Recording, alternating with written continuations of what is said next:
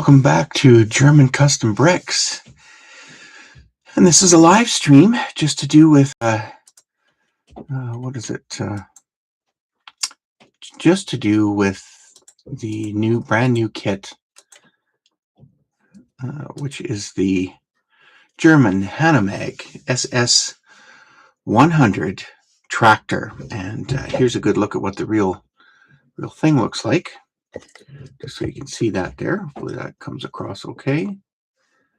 Kind of multiple computer screens here, so I'm just trying something new this time. So this is the vehicle, and this is actually taken in North Africa.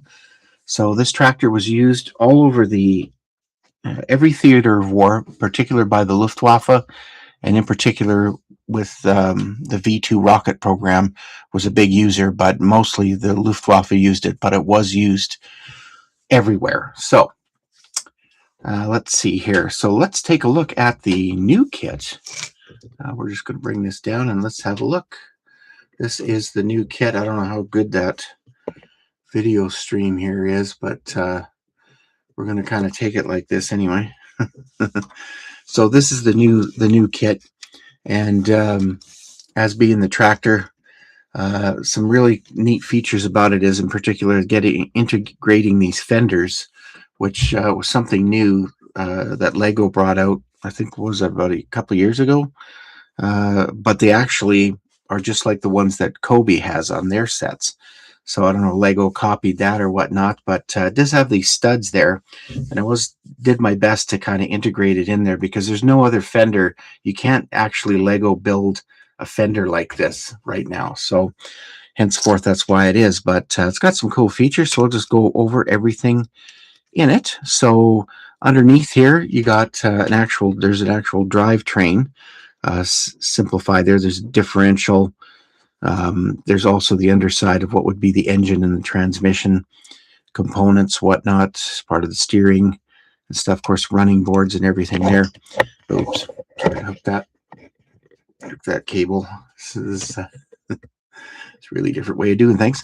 But anyway, so some cool features. Now, there's no stickers on this right now, so we'll go over the kit. Actually, just before we get there, I wanted to go over some stuff just about this vehicle, because what's really special about it is it was used everywhere. And part of the V2 rocket program here, I'm just going to pull up there, is this was used for everything. So this is an ASTOF fuel trailer, and that was part of one of the fuel mixtures that they had to put into the V2 rocket for it to, of course, launch and send it on its way. But these tractors were used in particular by the Luftwaffe. And actually, if we were to zoom in on the license plate on there, you'd actually see the WL that's on there on the front of some of these.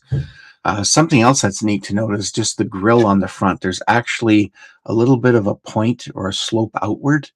That would have to be a 3D printed part to make that one, because of course Lego doesn't have anything close to that at all. So but just to be aware of that, should probably make note of some of the parts here. I'll just go over that since we're looking at the tractor here. In the back here, this part right there is actually the gas can, is right behind the cab. It's a great big fuel can, and then behind that is the storage bin. There's actually extra tools and supplies that are in the back there. What's also neat to note about this vehicle as well is that it has one of the only ones that I've seen that actually has a crew cab on it. This is one of the very few where you've got, you can sit guys in the front as well as in the back. So I think it could take up to about 5 people inside, 2 in the front, 3 in the back. So they could take a crew along, which they'd need to when it came to service the V2 rocket when it came time to launch and stuff. So this vehicle, just to show that it was actually used for quite a bit. So this is an ASTOF trailer that it's towing to a V2 rocket site. Here's another pic. Oh, that's just putting some snow chains on. Actually, we'll get rid of this one here. Let me get the other pictures here. Let's go to this one. So this is actually towing the V2 rocket on the Meilerwagen. Now that is one of the next kits to be put together for this vehicle. Is this trailer. And what's kind of neat to know, this is the launching platform, the mobile launching platform for the V2 rocket. So this actually, which I didn't know, as I finally discovered, this could be towed from either the front or the back. So there's no wrong way to tow this rocket. It just depends on whatever was convenient. So you didn't have to try and turn the entire trailer around if you were in a tight area.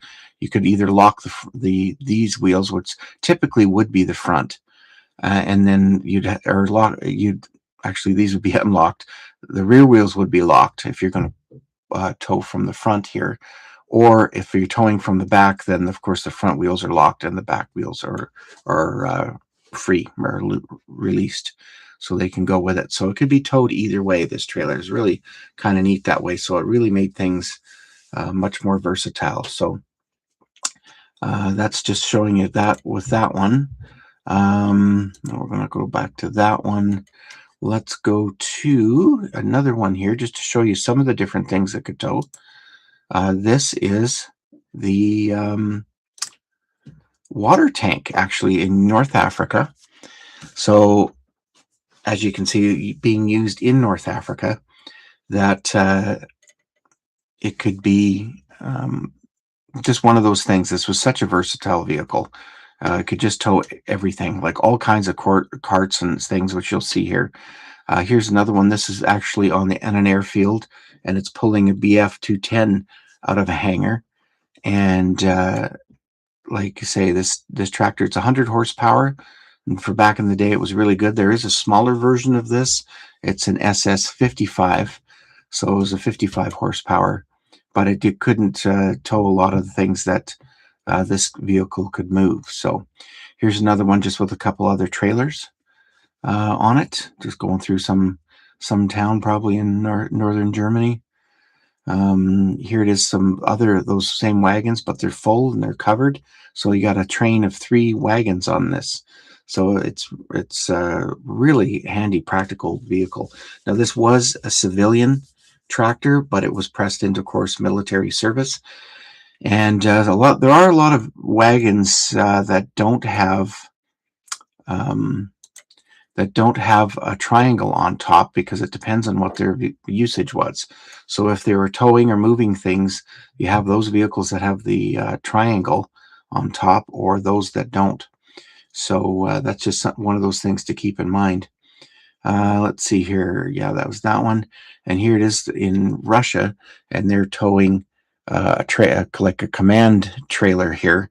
It's like a wooden, it's a trailer with a platform on it.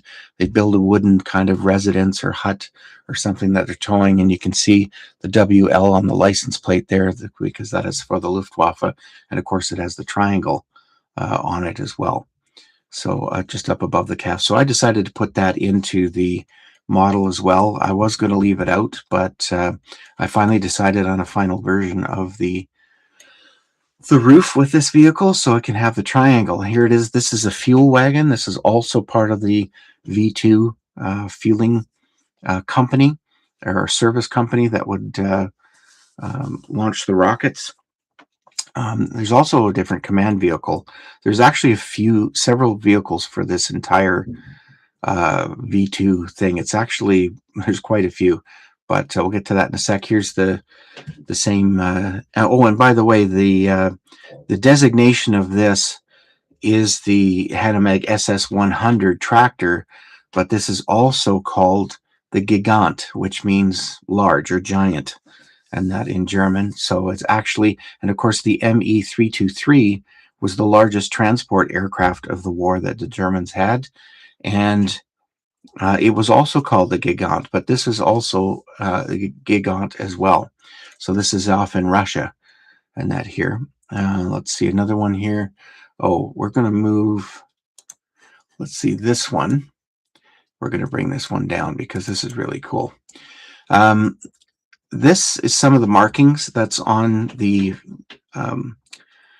how they transport and how they move the rockets. Now, if you notice, there's 2 tractors side by side, plus up top here, there's the Strabokran. which is the crane, the service crane that they used to service tank turrets, remove turrets off of tanks so they could get inside and replace drives and part of the torsion bar suspension they could access by taking the turret out and stuff. Well, this was also used to move the V2. So there's two ways that this would be transported. It would be transported by rail to a site close to a launch site. The rail car would stop. The V2 rocket would be raised on the Strabokron, and then it would be moved onto a Wiedelwagen, which is the first trailer. And all that one did was, so it was low enough to the ground that they could do the initial service and take this rocket closer to the site where there's another Strabokron. So there'd be Strabokron to lift it off the train car onto the Wiedelwagen. Then that would be towed off to another site where they would install the warhead and then prepare the first initial stages to be transferred onto the next vehicle, which is the Meilerwagen, which is actually the actual launch mobile launch platform. So that's why these vehicles are side by side, because the rocket is actually being transferred from one to the other. And the reason that they had to install the warhead and take it to the launch site and do the other preparations is because it was just it was really a complicated thing, but they did do the best they could to simplify how it would be launched and stuff. So they couldn't although it would have been easier, they could have filled the fuel tanks while it's laying horizontal, but they couldn't because the tanks were made of aluminum, and if they put all that liquid in that way, they would actually bend and rupture. So they actually had to fill the rocket in place upright in the vertical. It was the only way they could do it. So that's kind of how they did. So anyway, these ones have the markings on it for a V2 launch crew. So it's got Ver on the front, and of course the number of the vehicle and what part in the train that it was of. And that's looks like it's RVKO-3. So that let you know something about it there. And I think the next picture, here's another one, and this is also Ver on the back. The license plate it looks like it's been blanked out. I don't think that's just because of the quality of the camera that was used at the time. And then, of course, this is NVKO-9. So it's another part of the launch company that was looking after these things. So let's see here. We're going to move on from there. We did that one, these. And now we're just going to go over one of the things this vehicle has, and that is a winch on the back. Now, there's not enough room on the underside of this vehicle, which you see when we start to go through the vehicle itself. This actually comes with a winch on the underside, as well as, of course, the hitch here. So that's so the hitch to tow the trailer, but the winch to pull things out. Like this one here is just pulling a wagon that's down a hill. It's winching it up to the top of the hill so it can hook onto it and take it away. So that just kind of let you know what's going on there. Let's see, we went through all those. Oh, here's another thing. It's towing an 88 Flak 36, 88 millimeter anti-tank gun. This is definitely later in the war because there's camo painting on this, or ambush camouflage, although this is a black and white picture. But this also, the carriage, the Sondern hangar, I forget I think it's 305 or whatnot. There's two bogies that go on the front or the back to move this gun around. And the later Sondern hangar, which this one is, could be interchangeable. The bogies could be interchangeable front and back, where the original one, which I think is either the 201 or the 301, which I did an early version of it and already had built one. It's going to be re-released soon again. And but those ones you could not interchange the bogies. So these ones could be interchanged, but the other ones. So that's why I know it's a later later war photo. So, but it was used to move 88s around as well, not just with half tracks. Of course, we went over that one. And this here is the launch site. So the rocket is actually in a launch position. And you can see here is the tractor right down here on the left side here. And there's one over on the other side. There's two tractors and they're moving the wagons in. So you can see here, here's another fuel wagon.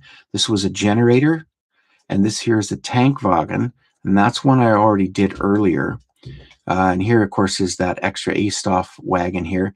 And this is the T-Stoff wagon.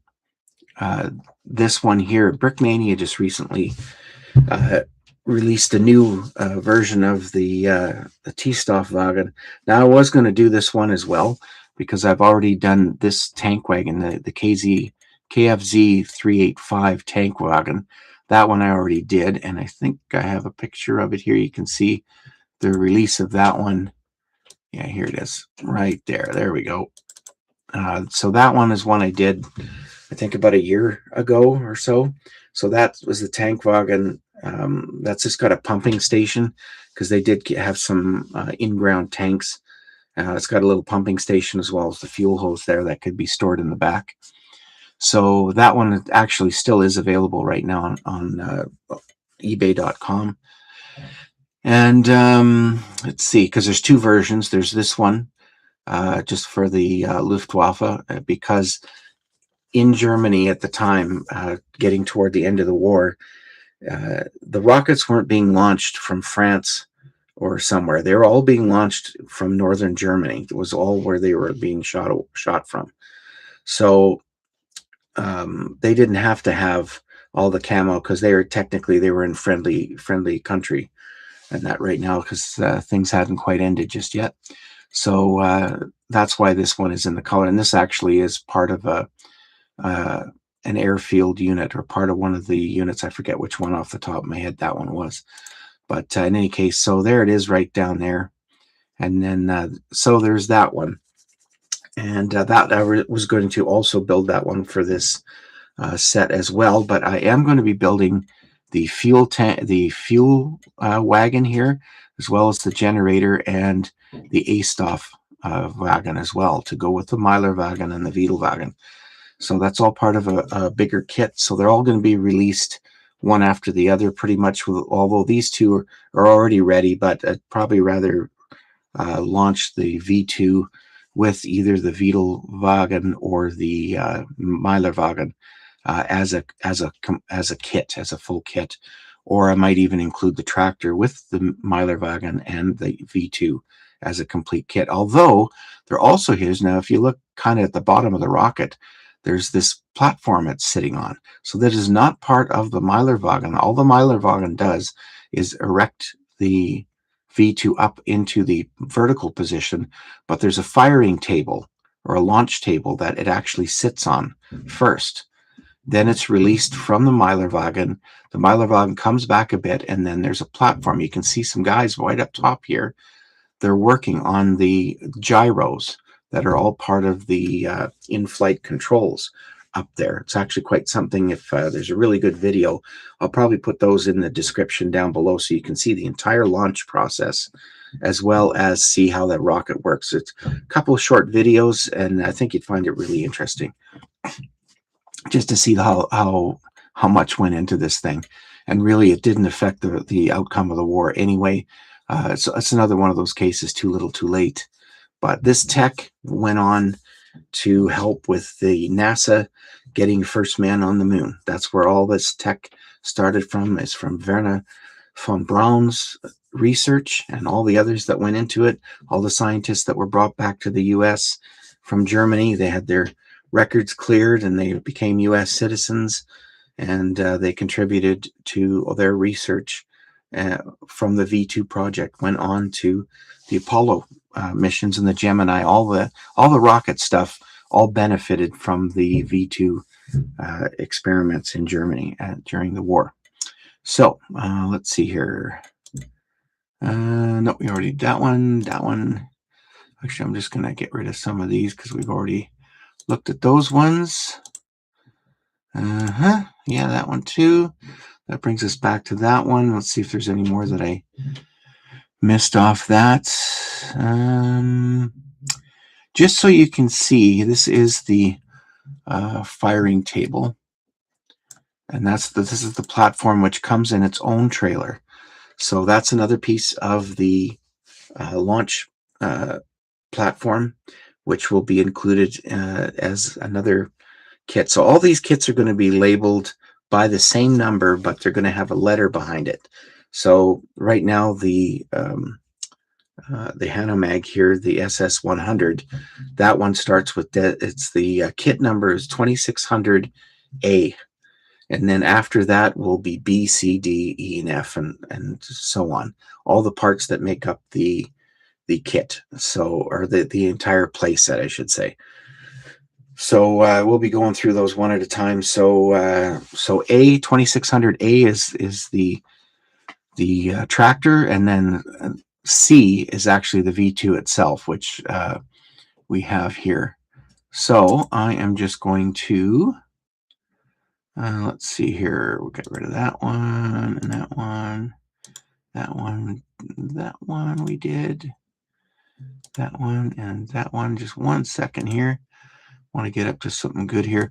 Oh yeah, so here this shows the V2 being in its launch position, and you can see the platform up top here. The platform up top there, they've released the clamps, and they have the platform that is sitting right here horizontal. That's so they can work on the gyros, which are in this compartment up here. And then the fueling took place down below here, and there was another little platform there, and they're just getting closer to launch time. As you can see, all the guys standing around the bottom there, and that in its test. Now these colors were their test colors.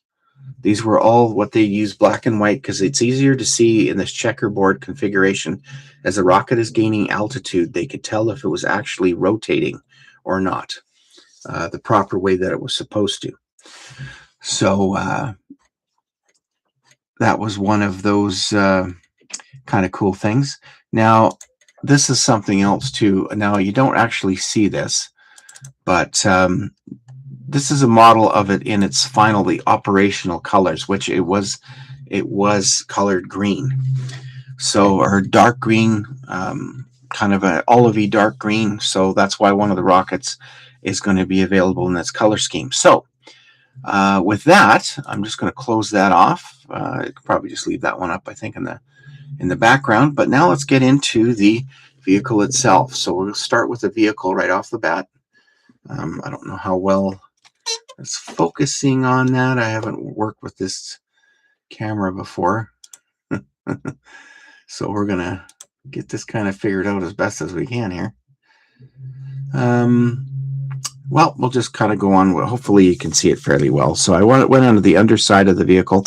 Now it's just one of the details around the back. So there are going to be some stickers on this down the engine cowling, along the storage bin in the back, because right now this doesn't have the right parts. I was hoping they were going to be here before I did the video, but they didn't make it here. So there's just, I think, 5, 6, 7 parts that are not on this that should be. But anyway, if you can see down here, there's a lever here. Now remember on that one picture, there was a winch on the bottom of it. Although I could not build the winch there, I put the lever there just as a detail that you can see that it was actually there. All the doors do open and close, getting in and out of the vehicle, which is always nice and handy. The roof also comes off real easy, so you can get your guys inside. Pretty easy. It does have a steering wheel in there, is able to get that and really do really unique building technique with this one. This has got some stuff I haven't done here before. So yeah, the doors, you can get 2 guys in the back, 3, possibly a 4th one in the front. So it actually can seat 2 in the front, but I think very tight or uncomfortably might probably be how I would put it. The running boards did carry storage boxes or extra tools and stuff on the running boards, and that worked out great as far as getting this done. But one of the big features is just not this, but you can actually take off the engine cowling, and you've got a little detailed engine in there. So that was kind of really fun to put into this. which I thought would be great to kind of build a firewall in there, just like the real vehicle. And as you saw in one of the pictures, they left the entire hood off the vehicle so they could keep it cool as they were working in the hot climates, especially in Russia. It did get hot in those areas, in some of those operating areas there. It was actually quite, don't envy them. That would have hardened a lot of work there. But anyhow, that they had to leave the cover off. So you can kind of see the detailed engine in there. There's the air filter up top here, and that the fan, it's there. It's actually got a 5-point. There wasn't a 4-pointed wheel cover that's on there to simulate the fan blades, but there was just a 4-blade fan that was on there. But the best one Lego's got is a 5, so I had to put that one in there. So, and that's pretty much the kit. So that's just this one. So as you can see, of course, it's got side mirror and it has the triangle. So those will have stickers on it down the front, on the front of the license plate, just everything we kind of went over on this vehicle. But now I also wanted to show you the V2s, because there is 2 of them that are built, and hopefully you can get this all in there. This is the rocket kept in the right configuration. It's sloped, it's shaped just like that 1/35th scale V2 that I showed you, the actual model kit of that, because it was really hard to get some good references. So I just bought the plastic model kit and then built this Lego version off that. Some of the features are for as the rocket is traveling through the air, it has the little fins on the bottom points of each, or little ailerons, I guess if you want to say it, on the bottom of each fin. Plus, there's these little vanes. They're made of a composite material, and these can actually move, and that move a little bit. It's got a little bit of movement in there, but that's a detail I wanted to have in there because that's kind of how it actually worked. So that's part of the feature. And of course, I put an orange tile on the bottom there, inverted tile, just to simulate a little bit of fire coming out the bottom there. But and then these are actually sensors on the bottom that they could gauge how the rocket is doing as it's flying. So it's quite something how the rocket was. So this is in the test pattern. So it is available in this pattern. So you get your choice of which rocket you want. If you want the test version, or you want, here it is here in dark green and black, because not all the parts are in dark green, so that's why there's a few of them, especially down here in black, because they don't have them all in dark green. So these are this little pattern thing here is done in the same colors as the one that's in Great Britain. It's in one of their museums there, standing in display with a cutaway on it. And they did have these marked kind of a tan, the reddish brown kind of color. I don't know why that was, but there are a few parts here you can see are still in black. But because I could get most of this rocket done, except for the cone up top, in dark green, that it was worthwhile to do this. So this is the operational version.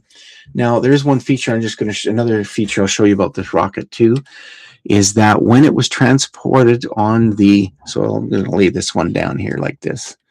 So when it was transported on either the Wiedelwagen or the Meilerwagen, actually no, on the Wiedelwagen, because they would bring it to the next stage, and what they would do is this wouldn't actually be on. So I'm going to just pop this top off, because this is actually how it would have been transported, is on the car or on the Wiedelwagen. It would not have the warhead on it, so the warhead would be off, and this cover was on there. So they have to take this cover off and then take the warhead and stick it back on there. So so you have that play feature on there, which works really, really good. So way up. So it's going to be the same kind of thing. So just to give you a little idea, size of scale and stuff, just to keep it in scale. Just of course, our little minifigures here are not in the same scale as a real human being. The width is good, but not the height. You'd have to get like a Lego Friends character actually to have the right scale of minifigure, really, as far as height goes. But that gives you an idea of the size of the rocket. So with that, this is the end of it all. Just going to move this back up a little bit. You can kind of get a better gauge of it there. So that is the Gigant, the SS-100, the Hanomag tractor, which with the V2 rockets. So these are going to be released in this big kit kind of thing. So it's going to be a bit one, or you can just purchase. These are going to be standalone too, so you can purchase, get your copy of these individually as well, instead of as they come out, instead of if you don't want to get an entire super humongous kit. That only makes sense because you just never know, right, how you want to do it. So, but there you have it. That is the entire kit assembly so far. So thank you everyone for watching, and we'll catch you next time. Bye for now.